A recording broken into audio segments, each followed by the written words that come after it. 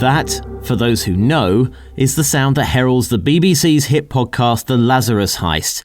That podcast has now given birth to an audiobook. We speak to the presenter of the podcast and the author of the audiobook. His name is Geoff White, and he's just one person. Confused? You soon will be. I am already, Steve, but that's nothing new. The first series of the BBC World Service's Lazarus Heist podcast came out, or dropped as the young people say, in 2021. It's a massive piece of work, with a sprawling global story and a cast of thousands. But ultimately, its purpose is to shine a light on North Korea's elite team of hackers, who are known as the Lazarus Group, suspected of being behind a cyber robbery of a national bank that netted $1 billion. The podcast was presented by two people who are both undeniably experts in their chosen fields. Our guest, Geoff White, who's a technology and cybersecurity journalist who's spent a number of years working in the newsroom at Channel 4 in the UK and was the man behind Audible's podcast series The Dark Web, which I listen to and love. Jean Lee is, to put it mildly, a bit of a North Korea expert. She's an incredibly experienced journalist, and in 2009 she became the first foreign journalist to set up a press bureau in Pyongyang. Today, our focus is Geoff's audiobook, an audiobook that has sprung from the original podcast series. Here's a clip. North Korea? Really? It's the response I often get when I tell people I'm researching North Korean computer hackers. Many people's image of this small Asian country, if they even have one, is of an idiosyncratic, isolated land whose limited technological skill is mainly spent on launching missiles and testing nukes. The idea that it has a force of computer hackers, let alone one of the world's most dangerous, seems outlandish. As an investigative journalist covering cybercrime, I have a very different perspective. Over the last decade or so, I've watched as the crimes being attributed to North Korea's cyber warriors, nicknamed the Lazarus Group by security researchers, have increased in scale, ferocity and ingenuity. Computer hacks have become a key weapon in North Korea's arsenal, and they now pose a significant threat to global security and stability.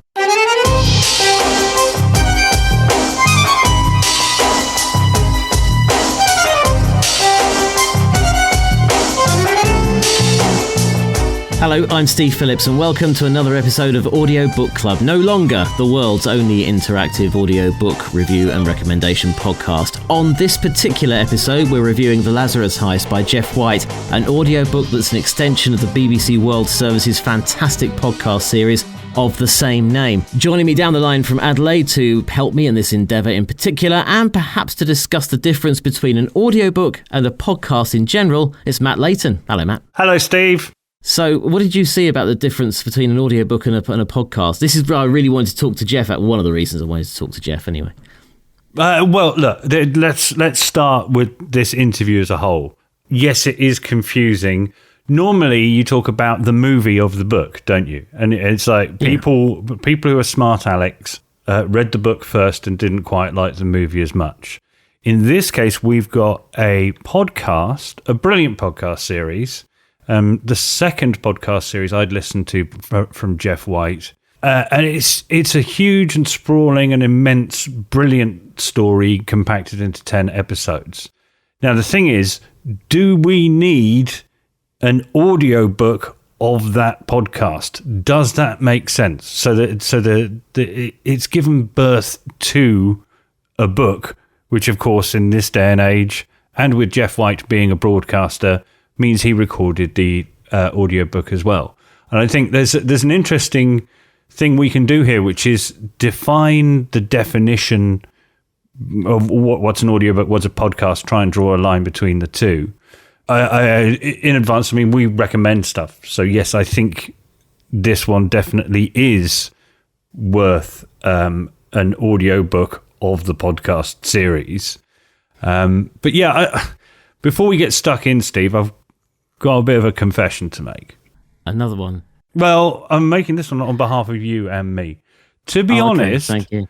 Sorry in advance, then. Yeah, well, exactly. For some reason, you and I weren't on the best of form when we interviewed Geoff. This is very candid of you. It's very candid. He was amazing. You're opening our trousers, I think, here. I am opening... I'm opening I'm showing people behind the purple velvet curtain and the magic that goes on behind. But basically, for the last week or so, I would describe trying to make sense of the questions we asked Geoff and the order we put the interview in. It's been like untangling a set of 1970s Christmas lights. Nasty. No, sorry, dude. Neither you nor I come across in our best light. We both geeked out on the things that you and I like to geek out on. So I was wittering on about the difference between an audiobook and a podcast, and also asking Geoff about what he thought of Simon Mayo slamming at the door on his way out of the BBC, having worked in both the commercial sector and for the BBC. You, of course, well, we learnt what your day job is, didn't we, Steve? So one of the things, and I can't believe we've been talking about this, but it's good. It's a good thing. It's important. It means I don't know what it actually means. Is we've got an expert in the subject. Okay, so what I do is I do cybersecurity learning, basically, and awareness, and essentially it's helping people to not click on dodgy stuff and get themselves trapped in a fraud or nasties coming inside the computer and causing havoc. And that's what I do. So effectively, basically. You are in the communication. You communicate about the dangers of the stuff of cyber stuff.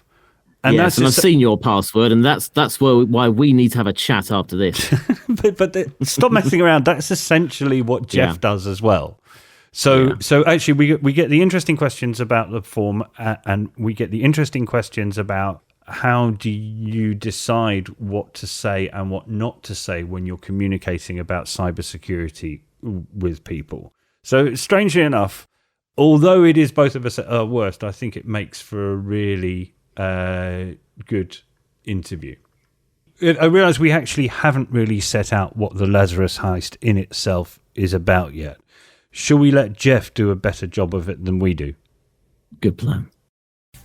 So the story of the Lazarus Heist is basically how North Korea's accused of becoming a global cyber superpower. Because there is an intriguing question, I think most people know a little bit about North Korea, and one of the things they do know is that this country is pretty much sealed off from the outside world, and certainly for the vast majority of its citizens, it's sealed off from the internet. The things that you and I take for granted, nipping out, maybe buying a laptop at Argos, phoning up a broadband provider and getting online, that's completely unthinkable in the vast majority of cases in North Korea. So how does this country of all countries become a sort of top 4 threat to the UK? If you ask the UK's intelligence community, they'll say, our threats on cyber are in positions 1 and 2, either Russia or China, and in positions 3 or 4, either Iran or North Korea. How did North Korea end up in the top 4?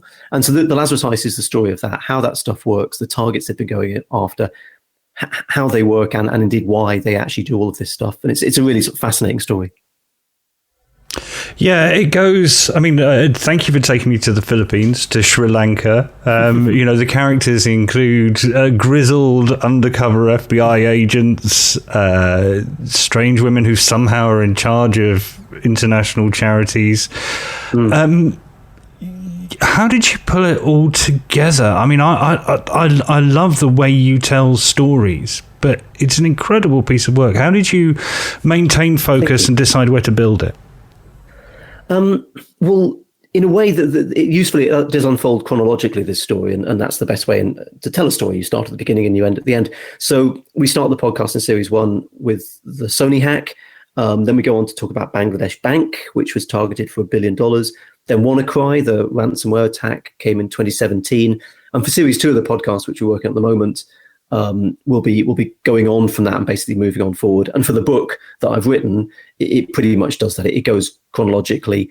What you're looking for is the sort of through line, the kind of narrative.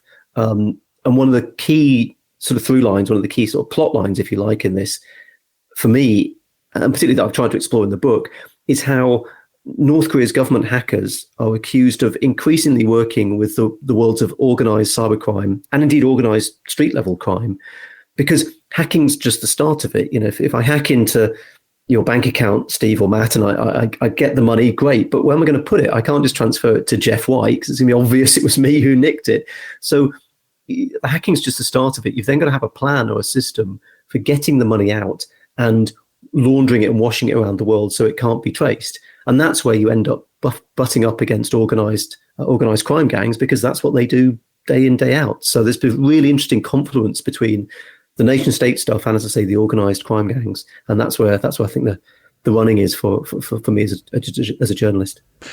So are they in it for the money, or are they in it to destabilize Western society and give us all some sort of psychological damage about how our lives are run by our governments? It's depressingly a bit of column A, bit of column B. So if you look at the different attacks that have been attributed to North Korea, the Sony hack, for example, they didn't make any money out of that, but they managed to really debilitate for quite a period of time one of the world's biggest corporations. I mean, Sony, a huge company, and for a while were forced to use fax machines and paper and pen to do business. I mean, the entire company was shut down for a period of time. That's an intimidating psychological tactic. But North Korea were not alone in being accused of carrying out those attacks. A lot of cyber attacks by nation states are aimed to demoralize and to intimidate the opponents. But if you look at something like the Bangladesh bank heist and other cryptocurrency thefts that North Korea has been carrying out, accused of carrying out, that is all about cash. And in a way, North Korea is unique in that perspective, in that most governments, certainly all the advanced governments, have a cyber attacking capability. They all have hackers working for the government, but they're going after information, they're going after strategic advantage. They're not generally trying to get hold of money. North Korea, because of the sanctions that have been put on it, because of its nuclear and missile tests, it is short of cash. And the accusation is it's used hacking to get that cash. Now, in a way, the uniqueness of North Korea makes it a really crap example to look at from a cybersecurity point of view, because North Korea is so unique, why bother looking at that as an example? I think it's really worth looking at, because that confluence of government hackers and organized cybercrime, money-motivated organized cybercrime, that crossing over of those two worlds is the furrow that I think a lot of people are going to plow. I think a lot of government's hackers are going to start working with or through or behind organized cybercrime to cover their tracks and to get access to networks. And so the path that North Korea is accused of being on, I think, is a path that a lot of other countries are going to start following for good or ill. You are obviously the cybersecurity expert. Sorry, Steve, coming across you again. I'm gonna get out of the way in a second, because I know you have the proper hardcore questions to ask. But I just wanted to say we accidentally mentioned your co-host Jean. Your role is the way we have to simplify these things is you're the cybersecurity expert, and she is the career expert. She used to run an agency in a press agency in North Korea, so her knowledge is not in doubt. But to be honest, what I listened to, a lot of people in this story have disappeared or died. I worry for both of you, to be honest. Is your own personal security a concern? Yeah, I get this question a lot, and I hate it. We take it extremely seriously. Is the straight answer to that. And Jean takes it particularly seriously because, as you say, she ran the AP bureau in North Korea for years, and so has been in and out of that country, and has experienced, in a way that I probably never will, close up and firsthand, the kind of paranoia and insecurity that comes from that, and has dealt with it very well. We do take it really seriously. The BBC takes it really seriously. We put in place as many protections as we can. Usefully, through the coverage of it, we have a good handle on what the MO of the hackers is. And usefully, a lot of that comes down to sort of phishing emails and phishing messages. So, if you want to protect yourself, and people listening to this are interested in how to protect yourself, it's that. It's watch out for dodgy attachments, watch out for dodgy links. So, touch wood, we don't think we've suffered from it. We keep an ever vigilant eye out. But the problem is never say never in the cybersecurity world.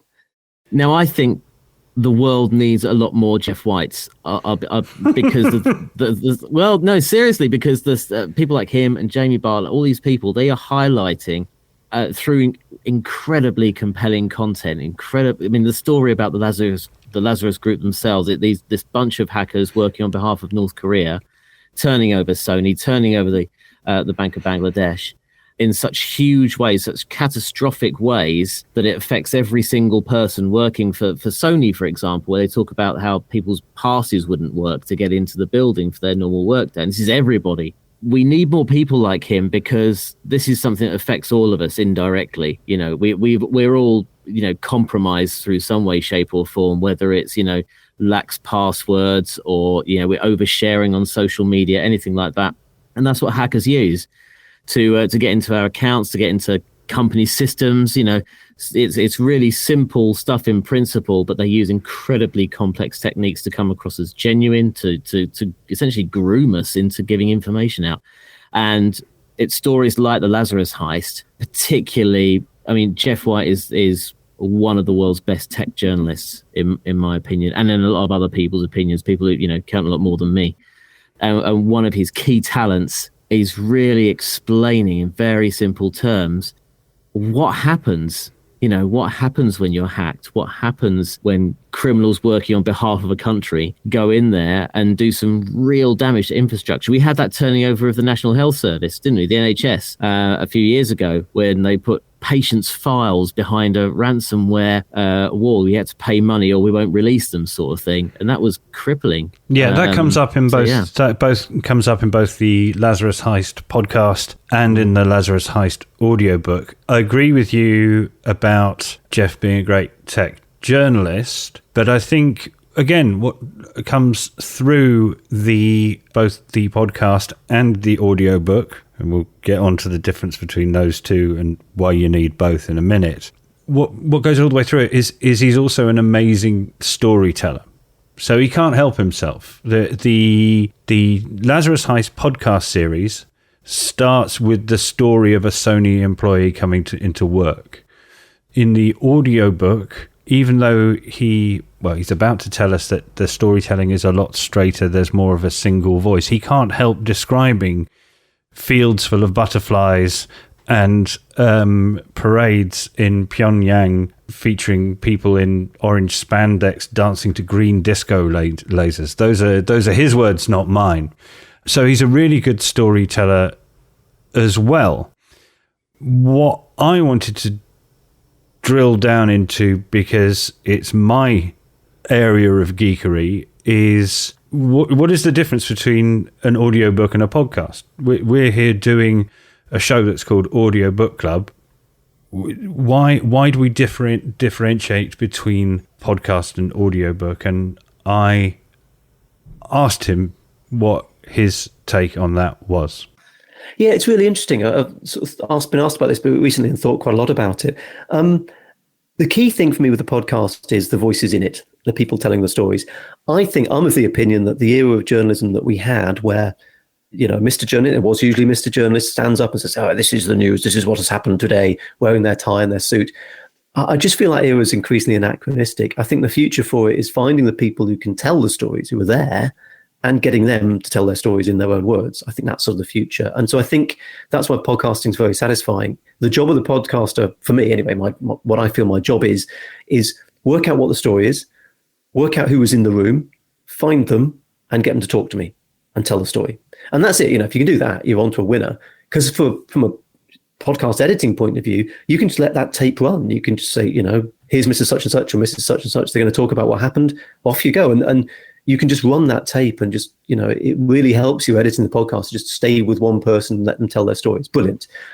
So that's what I feel is important with podcasting, and finding those voices and getting the best out of those voices, and being quite human about that. With the book, it's far more structural. You're far more putting the story together. You're far more guided by the bits of the narrative and the twists and turns and so on. Because you don't really need, it's nice to have good quotes in a book, but you can't, you know, in a book, you're not just going to run quote after quote after quote like you are on a podcast. So you're far more emphasizing on the sort of structural points, the kind of twists and turns. And so the stuff that I wrote in the book that the editors at Penguin said, well, that doesn't really work, take that out. One story in particular is a story of Virgil Griffith, who's an American who went to Pyongyang for a cryptocurrency conference of all things, and was then arrested by the US and imprisoned for having helped North Korea evade sanctions. It's, you know, crazy story and loads of twists and turns. I thought it was fascinating. Put it in the book. The editor said, "No, it doesn't really work. It doesn't really work. It's take it out because it's getting in the way of the narrative." So, but that will feature hugely in series 2 of the podcast. We're going to do a lot on that. So there's different ways of doing things in the book and the podcast. The other thing that's nice about the book is it's all my own words. It's all my own voice. It from an ego point of view and from a control freak point of view, it's great because you just sit there writing, and it's your words, it's your voice, and you've got so much. You've got more autonomy with the book, I think, as a journalist than I've ever had with any other project. I think that's why I quite enjoyed writing both of them, both the Lazarus Heist book that's coming out and Crime.com that came out a couple of years ago. And was your editor right? Yes, they generally are. Editors bring what one of my editors at the BBC talked about was the joy of ignorance, which is they don't know the story, so they just listen to it and can, from a completely outsider's point of view, say, actually, that's not the interesting bit. The interesting bit is the bit you put at the end. So yeah, they were annoyingly they were right at Penguin, right to take it out, I think. I think Geoff does a really good job there, Steve, of explaining what for him the difference between the audio book and the podcast are. I found the podcast, as you say, is for everybody. It's engaging. The audio book, the version of the book in audio, is more of a deep dive and a harder listen for somebody like me whose knowledge extends to what he's listened to in the podcast version. I'm enjoying it, but I do find it tough going at times. Do you think you come into it because you've listened to the podcast first? You go in there with some preconceptions. You can be honest. No one's listening. It's fine. No, I don't. No, I don't think that at all. I think what I get is a head start because I know who Geoff is and I know that he's good at explaining stuff. I know I'm going to have to concentrate more when I'm listening to the audiobook. I've found that actually I've had to do it in one chapter chunks, and then I need to take a little break from it. So I'm trying to find the part of my day that it fits precisely in terms of length. It's certainly not a YouTube short video to watch on the toilet.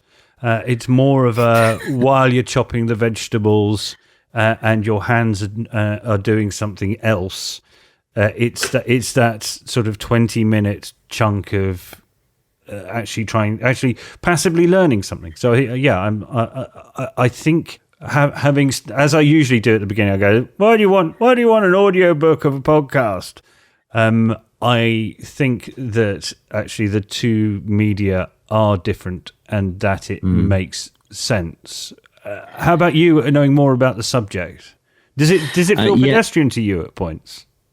No, it doesn't. No, not at all. Not at all. But that's because of what I do. I'm much more interested in getting people who don't understand this to understand it. And so where I really enjoyed the podcast from start to finish, because they made it so accessible for me. It was I remember I think I painted my house listening to that from start to finish. And it was just so easy to get into. You are right here, by the way.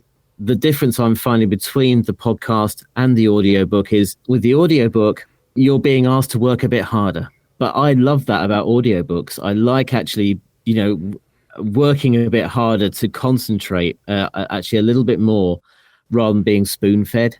Okay. Because the subject does interest me, and actually it's actually quite a good gateway in. By listening to the podcast, it's a really good, it's a cracking listen. I mean, it's been in the charts for ages, and you're right, it does give you that head start. And actually, if you're predisposed to actually kind of enjoying audiobooks that you have to sort of think about, I mean, we listen to fiction, don't we, on audiobook, where you have to think about the plot. I mean, some of the stuff we've been listening to, Sandman, Rivers of London, they're not. This isn't Storyteller that used to get on cassettes as a kid. You know what I mean? You have to sort of work a bit harder, which I think actually is quite a good thing. Okay, let me put it to you another way. Would it be true to say, Steve, that you would recommend that people listen to the podcast but keep the audiobook for yourself? I'd recommend both. I'd recommend both because I think the story itself and the way Geoff tells the story if we didn't have, I think because the Lazarus Heist podcast exists is the whole reason we're having this conversation, isn't it? If we were just reviewing the audiobook, we were probably having a slightly different conversation because there wasn't a podcast. And I think that I'd be recommending the Lazarus Heist audiobook anyway. The story's just off the clock, some of the stuff that goes on here. This is stuff that happens in movies, and actually a movie did get disrupted off the back of one of the hacks, with Sony in particular with the interview. So yeah, the story is just blows your head off. Yeah, I agree. Actually, we're about to go. This is my second geeky question coming up. But Geoff mentioned his editor at Penguin there. I have to say this is an historic moment for thee and me, Steve. One of the videos that I do watch when I'm sitting on the loo is a car review thing called Throttle House, and it's two guys with not a dissimilar cut of jib to ours, and they recently got their first Ferrari to review, and it was a big moment for them. For us, actually, this is the first time we have been sent a preview copy of an audiobook. As we record, it is the 7th of June. The audiobook itself comes out on the 9th of June. And I'm very excited. I think that means we're getting somewhere. And I would like to give a little thank you to Jesse and Meredith at Penguin for what was a big moment for us, really, wasn't it? It was. Yeah, it was huge. It was momentous. I'm going to get out of the way now. Here's the bit where I did my usual tacky tabloid bit and asked about the differences between working for the BBC or for Audible or indeed for Penguin. Can I just say, welcome to a podcast about audiobooks. We think about this stuff all the time. And actually, I wanted to pursue a little line of question. You mentioned your editor at Penguin. I'd like to know, was he or she right in spotting the difference between the two? And also, Simon Mayo left the BBC recently. And you've worked for the two big players. You've worked for Audible and the BBC. And he, on the way out, he slammed his door saying it was soul-destroying working for the BBC. You couldn't get anything done. We moved to the commercial sector to make things better. I don't think that's been your experience of working for the Beeb, has it? No. It is fair to say that the BBC moves more slowly than other companies that I've worked for. That's fair to say. But there's a couple of things about that. Number one, they are the sort of, media of record for the UK. When I'm sourcing things, if it's a BBC article, I will generally use that as a legitimate source alongside Reuters, alongside AP. You can't get it wrong as the BBC. It's very hazardous if you do. And the second thing is they have huge resources, so you don't want to deploy those, willy-nilly, and you don't want to sort of, get confused about where you're going to deploy your resources. So yes, the BBC takes a while to sort of take aim at something, but once it takes aim at something, it gives it everything it's got. I mean, the Lazarus Heist podcast, for example, they hired billboards to promote it. We had billboards on motorways, on street corners. Once they get behind something, they really get behind something. But look, I can understand Simon's point. I'm freelance, so I get to work with smaller, more nimble operators who are just like, yeah, let's do it. Let's get that thing out now. And I work with bigger sort of behemoth type people at the BBC who say, well, we've got to have a meeting about that and then another meeting about that meeting. I'm free, so I can dip and dive between the two. Perhaps for Simon, having worked for the behemoth for a while, he just got tired of it. I can see where he's coming from with that. So, yeah, I think he really lays it out there, doesn't he, about how, working for the two different companies, very different ways of working, but they're different. One isn't necessarily better than the other, is it? I think is what he's saying there. Well, I think as we said to him, and again, sorry, Steve, the subject matter of this podcast should be more your line of field, and you've allowed me to interrupt and ask silly questions of our guests, and we'll get down to the proper subject matter in a minute. But for me, it was really interesting to hear Geoff speak positively about his experience of working for the BBC. He also said to us a little later on, because he was working for the BBC World Service, that meant that the podcast wasn't limited to the BBC iPlayer in the UK. So again, let me get out of the way now, and you talk to Geoff like a grown-up. Is that the way to do it? Well, yeah, I mean, I've been banging on quite a lot on this podcast about how he's able to put across this story and the hazards that are involved with this story about, what happens when you click on a dodgy link, what happens when you tap a dodgy text message or something. He really sort of puts it across, the really, quite catastrophic and huge scale horror that happens with cybercrime. So I was keen for Geoff to talk to us about how he goes about making it as accessible to everybody as possible. Here he is. Yeah, I mean, I've been doing this for quite a long time. I put out a book in 2020 called Crime.com, which covers basically it tried to cover the entirety of cybercrime, or at least the highlights of it. And prior to that was just working for Channel 4 News. So I've had quite a long experience of trying to make this stuff understandable to people. There's a couple of things that you just have to accept. Number one is you are going to have to skip over some of the detail. And one criticism I get, and it's a fair criticism, I suppose, from techies is, this was too simplistic. You didn't mention this, didn't mention that. You have to shrink down the detail to make it compelling, comprehensible to people and compelling to people. But there's a limit to that. I think the era when people didn't understand technology and were so frightened of it, I think that's gone. I think people do want to understand the tech. They do want to understand what goes on under the hood, but they want someone who can explain it to them in a way they can understand.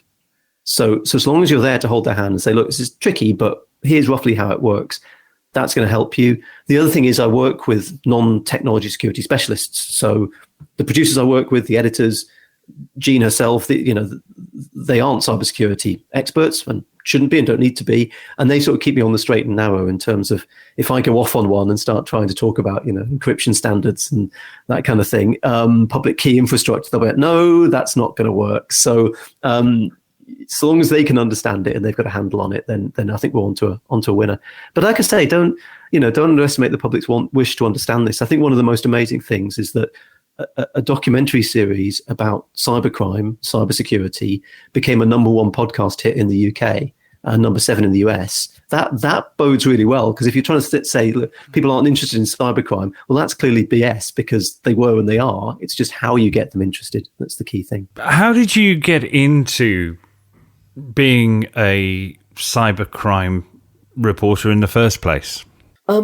There was a couple of things driving it. One was very prosaic and one was a bit more sort of philosophical.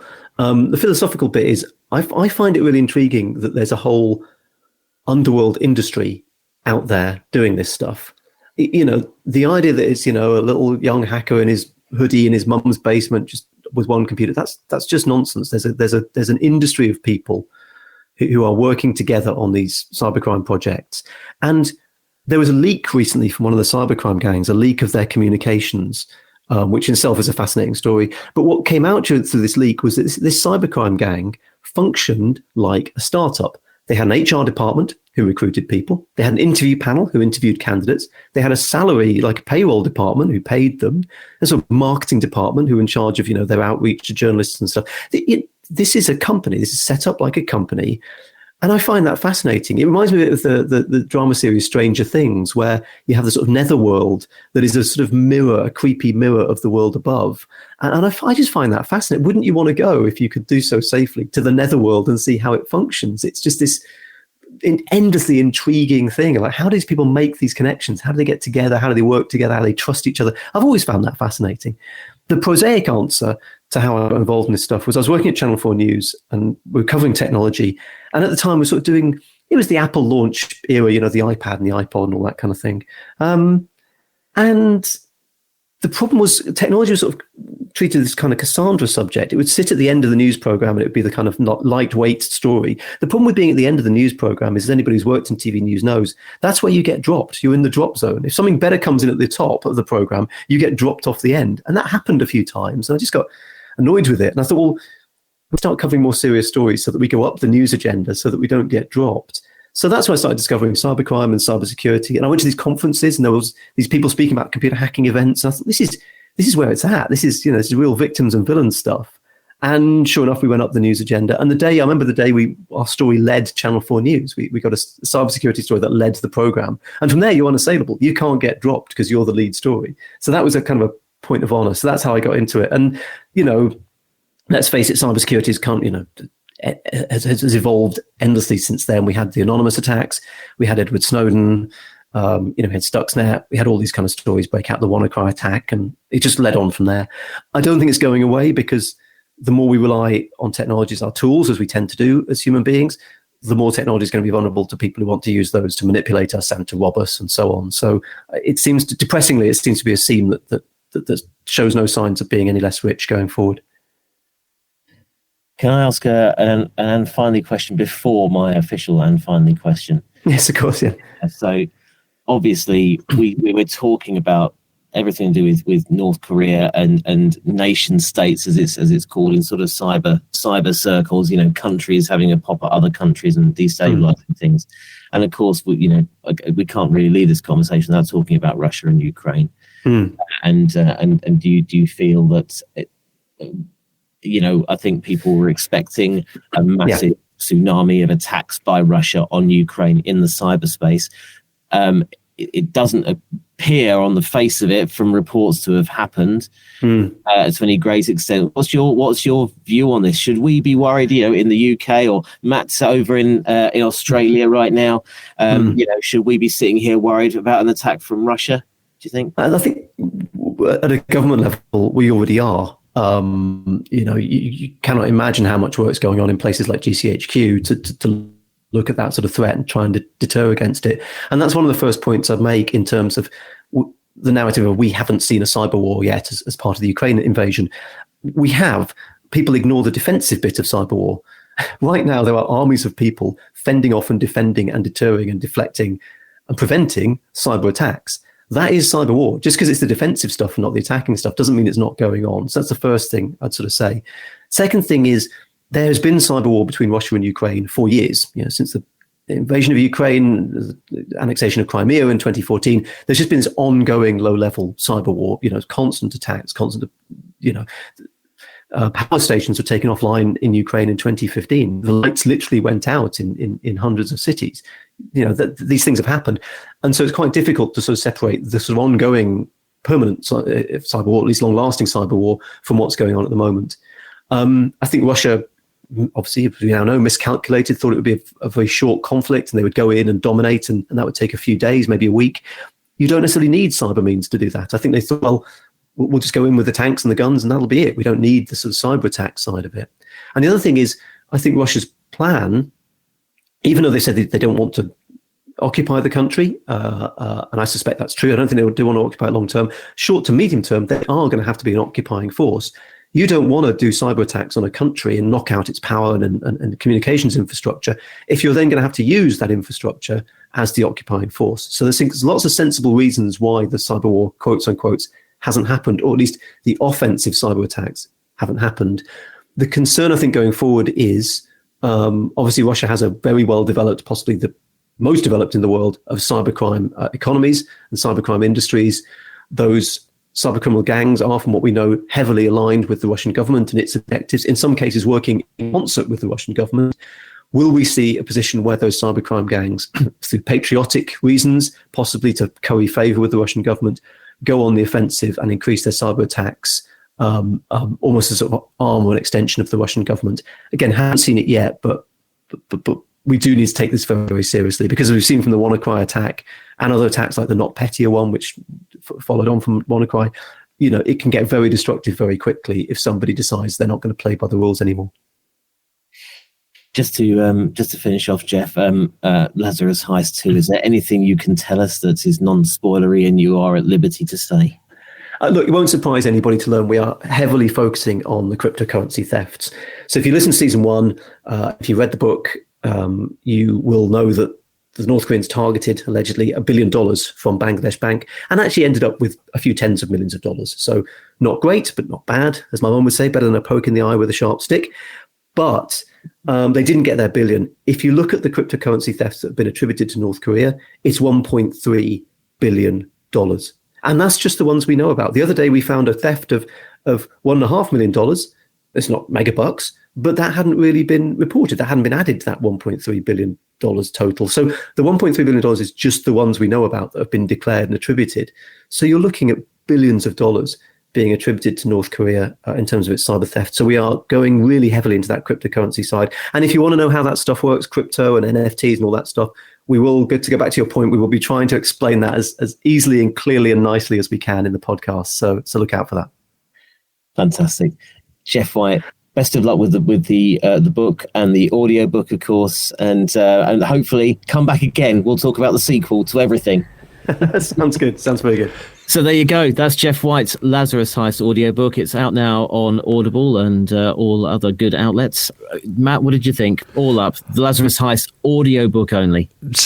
No, I can't. You can't do it without the podcast. So the Lazarus Heist podcast is brilliant. It's entertaining. It's mainstream. It's a #1 podcast for a reason. It has spawned the audiobook. The audiobook is a deeper dive. It's harder work. It asks more of you. If you enjoyed the Lazarus Heist podcast and want to know more, go for the Lazarus Heist audiobook. If you've listened to us and can't decide if you want to listen to the audiobook or not, go back and listen to episode 1 of the Lazarus Heist podcast and perhaps start from there. But you can't deny that Geoff is not only an expert on all elements of cybercrime, he's also a master communicator and storyteller. So, yeah, 2 thumbs up. 2 thumbs up. Yep, same here from me. And by the way, congratulations there on your Lazarus Heist consumption roadmap you just outlined there for listeners to enjoy. Of course, we'd like to know what you think of the Lazarus Heist, the audiobook, and of course the podcast as well. You can get in touch with us on our Facebook page. You can tweet us using the hashtag audiobookclub. They're all over social media using that hashtag audiobookclub, and we'll read them out in next time. Also, use that self-same hashtag audiobookclub to tell us what we should be listening to next. And with that, we shall go and go back underground, go back into our dark web of fear, and we'll see you next time. Thanks, Matt. Thank you, Steve. Hey, Ryan Reynolds here from Mint Mobile. Now, I don't know if you've heard, but Mint's premium wireless is $15 a month. But I'd like to offer one other perk. We have no stores. That means no small talk. Crazy weather we're having. No, it's not. It's just weather. It is an introvert's dream. Give it a try at mintmobile.com/switch. Upfront payment of $45 for 3-month plan, $15 per month equivalent required. New customer offer first 3 months only. Then full price plan options available. Taxes and fees extra. See mintmobile.com.